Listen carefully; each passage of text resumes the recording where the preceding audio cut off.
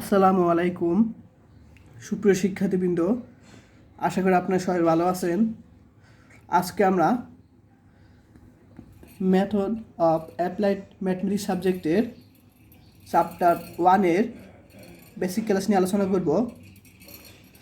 তো এই বেসিক ক্লাসটা তোমরা যদি ভালোভাবে ক্লিয়ার করে বুঝতে পারো তাহলে এই চ্যাপ্টারের অঙ্কগুলো তোমাদের কাছে খুব সহজ লাগবে। তো এখন আমরা মূল খাতে চলে যাব। তো চ্যাপ্টার 1-এর নাম হলো ফুরিয়ার ধারা। তো এই চ্যাপ্টার থেকে প্রায় প্রতি বছরই তোমাদের 14 মার্ক বা 24 মার্ক চলে আসে এবং এই চ্যাপ্টারটা খুবই সহজ। তো প্রথমে আমরা জানবো ফুরিয়ার ধারা কি এবং কোন কোন ব্যবধি ক্ষেত্রে কোন ক্ষেত্রে ফুরিয়ার ধারা কীরকম হয় সেটা আমরা প্রথমে জানবো। তাহলে এই বেসিকগুলো যদি তোমরা জানো তাহলে সামনের অঙ্কগুলো তোমাদের কাছে সহজ লাগবে।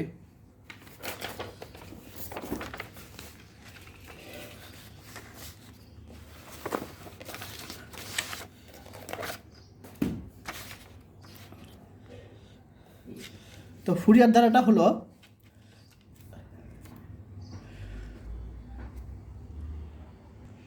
তো তোমাদের সহজভাবে তোমাদের ফুরিয়ার ধারাটা বুঝিয়ে দিব, কারণ ফুরিয়ার ধারা বইয়ে অনেকভাবে দেওয়া আছে। তো তোমরা যদি এই কয়েকটা টাইপের মাধ্যমে মনে রাখতে পারো তাহলে ইনশাল্লাহ সহজে মনে রাখতে পারবে। তো তোমাদের ব্যবধি -পাই থেকে পাই ব্যবধিতে এই ব্যবধিতে ফুরিয়ার ধারা হবে, এগুলো সবাই খাতা লিখে রাখো। ফুরিয়ার ধারা f of x equal to a naught divided by 2 plus summation n এর মান 1 থেকে ইনফিনিটিভ a n, এখানে হবে তোমার cos n x plus b n, এখানে dx দিবা না কিন্তু অনেকে ভুল করে ফেলো, সাইন n x। এটা তোমার কি -পাই থেকে পাই ব্যবধিতে ফুরিয়ার ধারা, যেখানে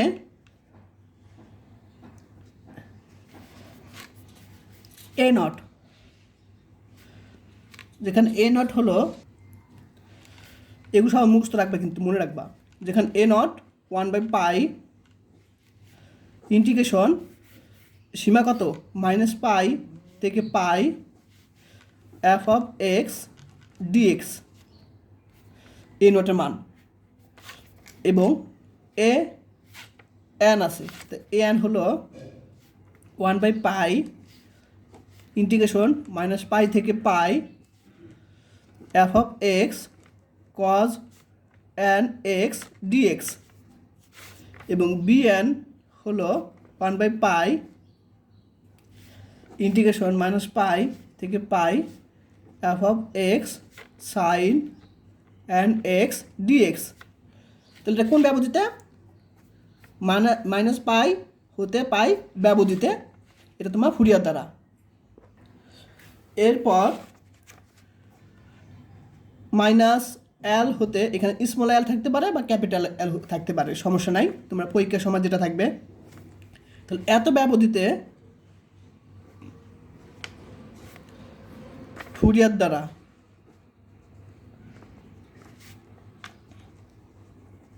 তাহলে এত ব্যবধি ফুরিয়ার ধারাটা কি? f of x equal to a not 2 plus summation n এর মান 1 থেকে infinitive a n cos n x plus b n sin n x, এটা তোমার এত ব্যবধি ফুরিয়ার ধারা, যেখানে এ নটটা হলো,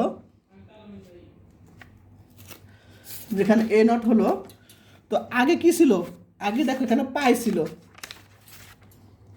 তা আমরা এখানে 1/পাই দিয়েছিলাম, তাহলে এখানে কি আছে? এল আছে, তাহলে আমরা দিব এখানে 1/l ইন্টিগ্রেশন -l হতে l f of x dx, আগেরটার মতো এটা, পরবর্তী দুইটা চেঞ্জ হবে। তারপর কি এ এন,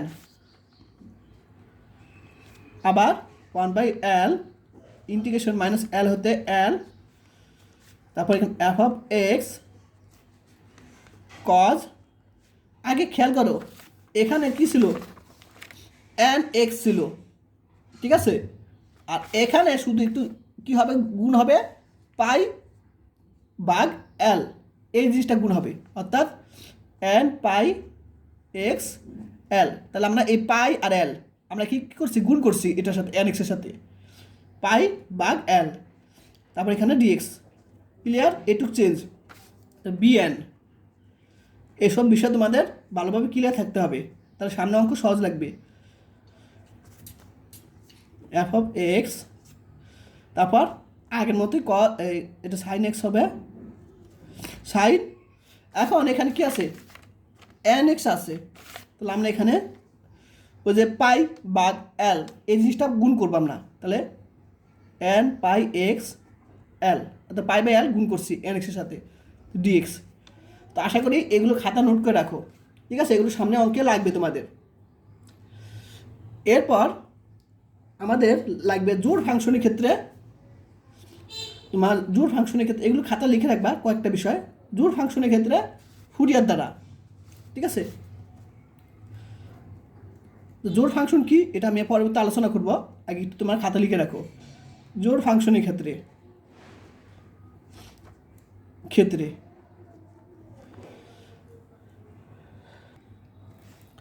তো জোড় ফাংশনের ক্ষেত্রে মনে করো পাই মাইনাস পাই থেকে পাই ব্যবধিতে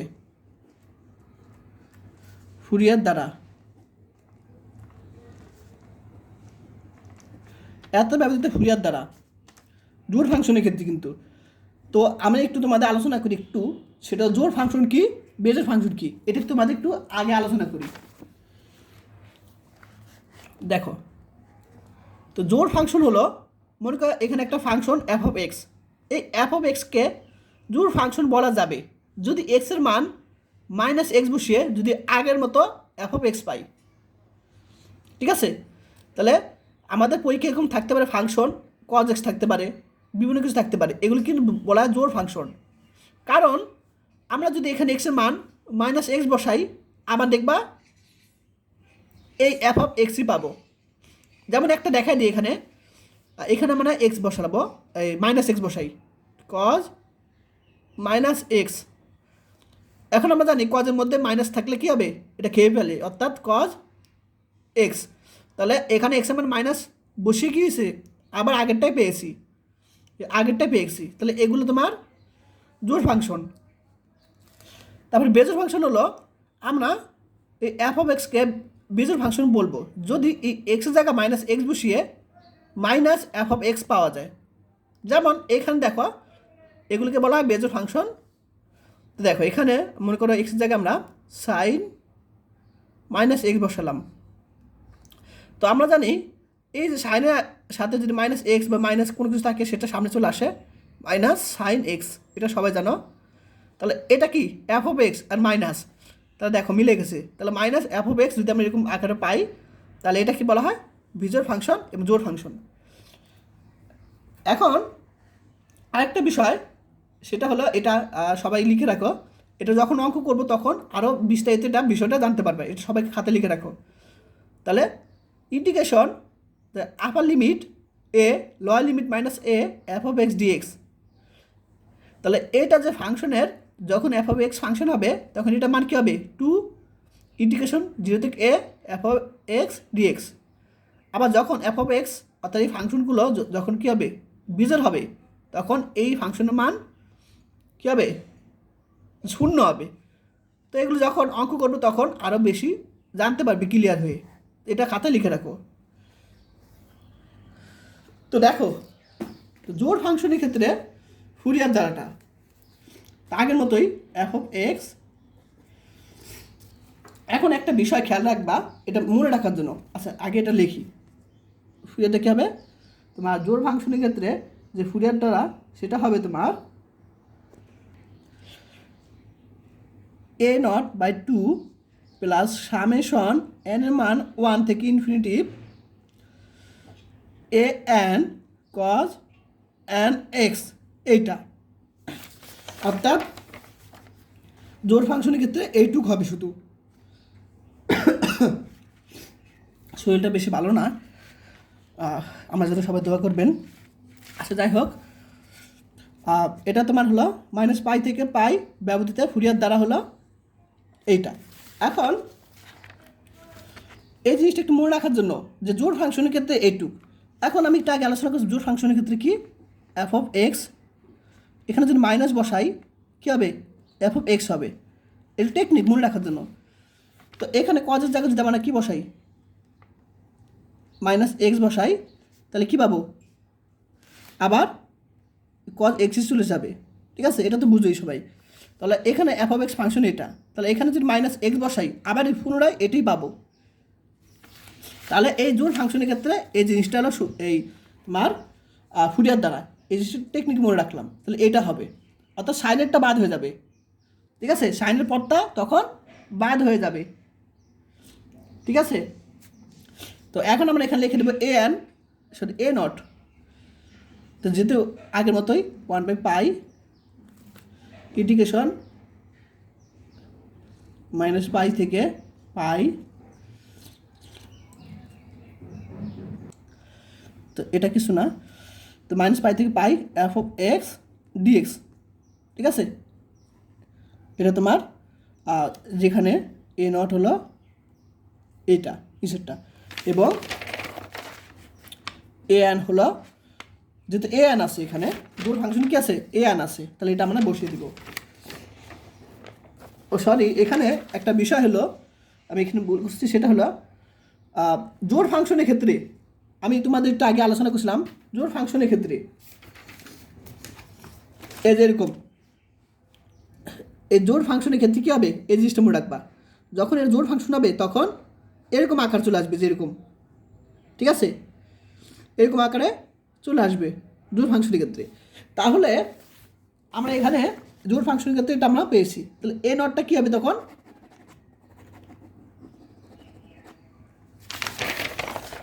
এ নট। তাহলে আমরা জানি তো 1/পাই আমরা জানি না, তাই না? 1/পাই আমরা জানি, তো এখানে সামনে কী হবে, 2 হবে, যেহেতু আমরা এখানে জোড় ফাংশনে কাজ করতেছি, যে 2 হবে, তার 2 সাথে 1 গুণ করলে কী হবে 2/5। আর লিমিটটা কী হবে এখানে জোড় ফাংশনের ক্ষেত্রে, এ দেখো 0 থেকে ইনফিনিটি,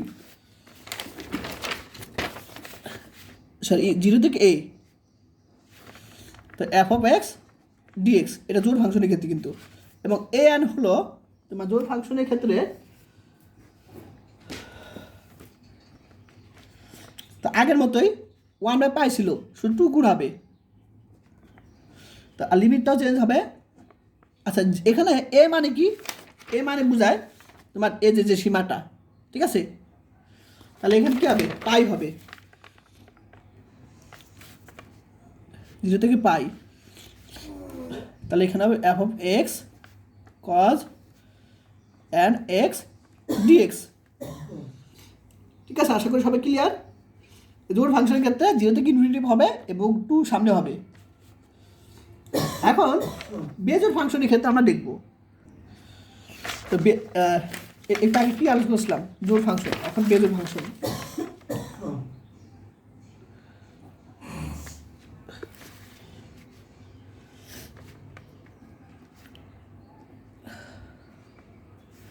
ক্ষেত্রে তো বিজোড় ফাংশনের ক্ষেত্রে কী হবে, ফুরিয়ার দ্বারা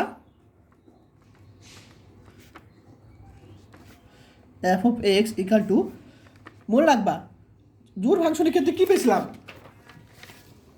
এ নট এ এন যুক্ত অংশ অর্থাৎ এই পদ, কিন্তু বেজোড় ফাংশনের ক্ষেত্রে তোমার এই পদগুলো থাকবে না, শুধু থাকবে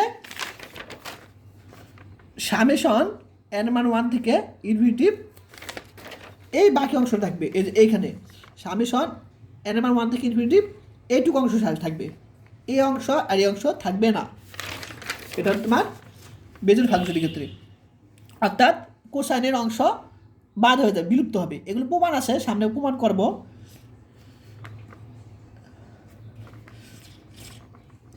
সাইন এখানে বিএন হবে, bn sin nx, যেখানে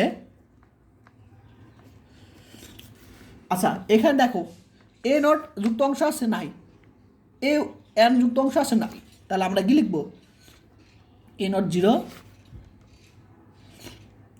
এ এন 0 এবং বি এন হলো, তাহলে আমরা জানি 1/π আকারে প্রথমে লিখতে হয় যে 1/π, কিন্তু 2 ও এখানে আমরা কি করব 2π 0 থেকে কি করবো এখানে দেখো প্রশ্ন কী ছিল -π থেকে পাই ছিল, তাহলে এখানে যখন 0 আর উপরে পাই আনবো তখন সামনে 2 হবে, তাই না? সামনে 2, 0 থেকে পাই f of x sin nx, ঠিক আছে, আর এখানে dx হবে গুণাকারে। তো এটা বিজোড় ফাংশনের ক্ষেত্রে, জোড় ফাংশনের ক্ষেত্রে, তো এগুলোর সামনে প্রমাণ আছে, আর এখানে কিন্তু বিএন নাই, তাহলে অর্থাৎ বিএন কী হবে 0 হবে, কারণ বিএন এখানে কোনো অংশ নাই।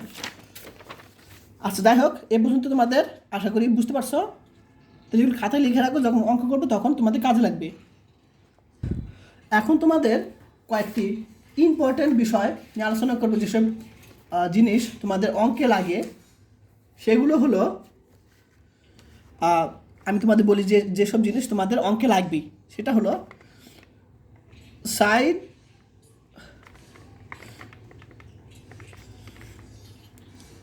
nπ আকারে যদি থাকে, এখন n এর মান তোমার কী হতে পারে, আচ্ছা যদি এরকম সাইন nπ আকারে যদি থাকে তখন তার মান হবে 0, যেখানে n এর মান কী হবে 0, 1 ইত্যাদি থাকতে পারে। তারপর এই জিনিসগুলো লাগবে সামনে। তারপর cos nπ আকারে যদি থাকে মান, যেখানে তাহলে কী হবে -1 টু দি পাওয়ার n, এটা হবে। এগুলো খাতায় লিখে রাখো। তাহলে cos nπ যদি থাকে এরকম, তাহলে কী হবে -1 পাওয়ার n থাকবে, যেখানে n এর মান 1 থেকে শুরু করে ইত্যাদি। কারণ এখানে যদি 0 বসাই তাহলে cos 0 মান কত 1, তাহলে n এর মান 1 থেকে শুরু করতে হবে, 1 2 3 ইত্যাদি। তাহলে কী হবে তোমার nπ আকারে যদি থাকে, মনে করো এখানে 2 3 4, n এর মান 2 3 4 থাকতে পারে, তখন -1 পাওয়ার n দিতে হবে। যখন অঙ্ক করবো তখন আরও ভালো জানতে পারবে। এবং আরেকটা বিষয় হলো মোস্ট ইম্পর্টেন্ট, ইউবি সূত্র, ইউবি ডিএক্স। তো ইউবি সূত্রটা হলো তোমার এই অ্যাপ্লাইড অফ ম্যাথমেটিক্স সাবজেক্টের ইউবি সূত্রটা হলো U B 1 minus U prime B 2 plus U double prime B 3 minus ডটটা চলতে থাকবে। এখন এটা দ্বারা কি বুঝো, এখানে ইউ থাকবে বি থাকবে, দুইটা অংশ থাকবে। তো এটা দ্বারা বুঝো যে ইউ অংশটা প্রথমে যা আছে তাই থাকবে, এবং বি ওয়ানটা কী হবে ইন্টিগ্রেশন করতে হবে। এই যে বি, এখানে বি এন, এটা মানে বোঝায় ইন্টিগ্রেশন। আর এই যে প্রাইম দ্বারা বোঝায় যে এখানে প্রাইম আছে, যে মনে করো ইউ প্রাইম, এটা বোঝায় ডিডিএক্স, ঠিক আছে। যেখানে মনে করো বি ওয়ান আছে, অর্থাৎ এই দ্বিতীয় অংশটাকে ইন্টিগ্রেশন করতে হবে, তারপরে আবার ওই অংশটাকে ইন্টিগ্রেশন করতে হবে। আর প্রাইম মানে কি, প্রথম অংশটাকে অন্তরীকরণ করতে হবে, তারপর থেকে অন্তরীকরণ করতে হবে। আশা করি ক্লিয়ার। সর্বশেষ তোমাদের আমি অর্ধপাল্লা সম্পর্কে একটু আলোচনা করব, ঠিক আছে। অর্ধপাল্লা অথবা অর্ধ রেঞ্জ ফুরিয়ার সাইন দ্বারা এবং কোসাইন দ্বারা, সর্বশেষ এই অংশটা আমরা আলোচনা করব। তাহলে এই চ্যাপ্টারের বেসিক সব কিছু ইনশাল্লাহ জানতে পারবে। আচ্ছা, তাহলে অর্ধ রেঞ্জ ফুরিয়ার দ্বারা সাইন দ্বারা এই জিনিসটা কি, তো দেখো এই দেখো, তাহলে ফুরিয়ার দ্বারা যখন ব্যবধি কী থাকবে -l থেকে l, এর অর্ধ ব্যবধি কি 0 এখন তোমাদের পরীক্ষা থাকতে পারে 0 তোমার x এরকম থাকতে পারে। এটা দ্বারা কী বোঝো, এটা দ্বারা বুঝো যে 0 2 বুঝো এটা, কিন্তু তোমাদের পরীক্ষা এরকম অর্ধপাল্লা দেওয়া থাকতে পারে, একটা সীমা দেওয়া থাকতে পারে 0 2। তো এরকম এই যে -l থেকে l এর অর্ধ ব্যবধি কি 0l। তো এই ক্ষেত্রে 0l বা 0 2 থাকতে পারে, 0 3 থাকতে পারে, অন্য কিছু থাকতে পারে। তখন ফুরিয়ার দ্বারা কী হবে, এইটা f(x)a0/2 divide by summation n এর মান 1 থেকে ইনফিনিটি an cos, আমরা তো জানি l থাকলে কী হবে, πl গুণ করতে হয়, π/l গুণ করতে হয় nx এর সাথে। এখন এটাকে বলা হয় অর্ধ রেঞ্জ ফুরিয়ার কোসাইন দ্বারা বলা হয় এটাকে, ঠিক আছে। অর্ধ রেঞ্জ বলা হয় যেখানে a0 কী হবে, যেখানে a0 হবে 2/l, তো আগেরটার মতোই কিন্তু, ঠিক আছে। আগে যেন 2/π ছিল, এখন কী হবে 2/l, লিমিট কী হবে 0 থেকে l f(x) dx। R an আছে আগের মতোই, আমরা লিখব 2/l 0 থেকে l f(x) cos n/x এরকম। তাহলে এই জিনিসটা সবাই খাতা লিখে রাখে, এগুলো সামনে অঙ্ক আছে করাবো। তাহলে এটা কি বলা হয়, অর্ধ রেঞ্জ ফুরিয়ার কোসাইন দ্বারা। তোমাদের পরীক্ষা আসতে পারে যে কোসাইন দ্বারা দ্বারাটি লিখো, তাহলে এটা কোসাইন দ্বারা, যেখানে এটা। এরপর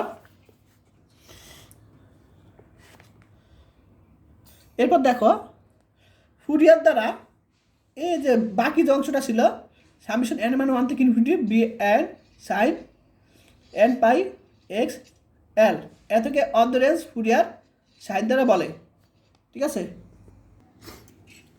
বলে যেখানে bn কি 2/l 0 থেকে l f(x) sin n/x divide by l dx।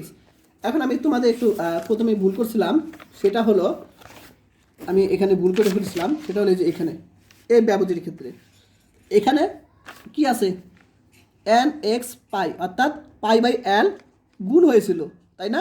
তাহলে এখানে হবে π/l গুণ হবে, অর্থাৎ এখানে হবে l হবে। এটা তোমরা একটু অ্যাড করে দাও, তোমাদের বই থেকে দেখাই। এই যে আমি এখানে ভুল করছিলাম, এই যে এখানে এটা হবে, ঠিক আছে। এটা সবাই ঠিক করে নাও, π/l জিনিসটা কী হবে, গুণ আকারে হয়ে যাবে cos nπ সাথে, ঠিক আছে। আশা করি ক্লিয়ার। তাহলে এগুলো খাতা সবাই লিখে রাখো। আরেকটা বিষয় হলো তোমাদের এই জিনিসটা জেনে রাখবা, সেটা হলো